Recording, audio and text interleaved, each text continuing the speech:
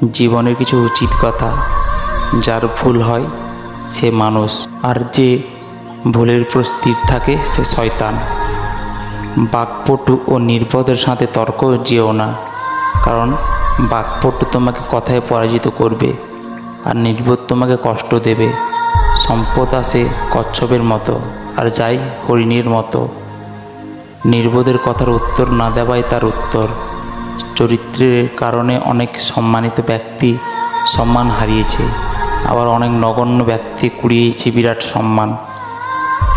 কোনো ঘুমন্ত লোকের নিকট বসে থাকা আর কোনো ঘুমন্ত লোকের পাশে না ঘুমানো ভদ্রতার ব্যাপার। যে কাউকে বিশ্বাস করে না তাকে কেউ বিশ্বাস করে না।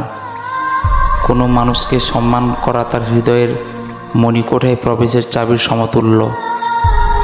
কোনো জিনিস অতিরিক্ত হওয়া ভালো নয়, দুটি জিনিস ছাড়া: এক জ্ঞান, দুই ভদ্রতা।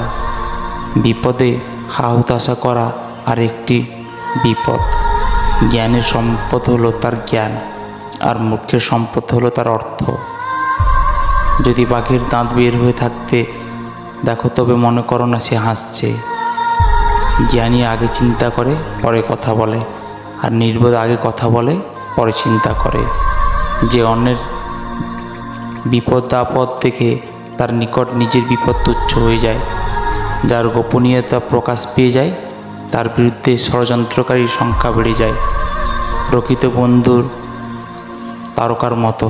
তারকা সবসময় দেখা যায় না, কিন্তু সেগুলো আকাশেই থাকে। ঘোড়াকে জোর করে পানিতে টেনে নেওয়া সম্ভব, কিন্তু তাকে জোর করে পানি পান করানো সম্ভব নয়, তাই না?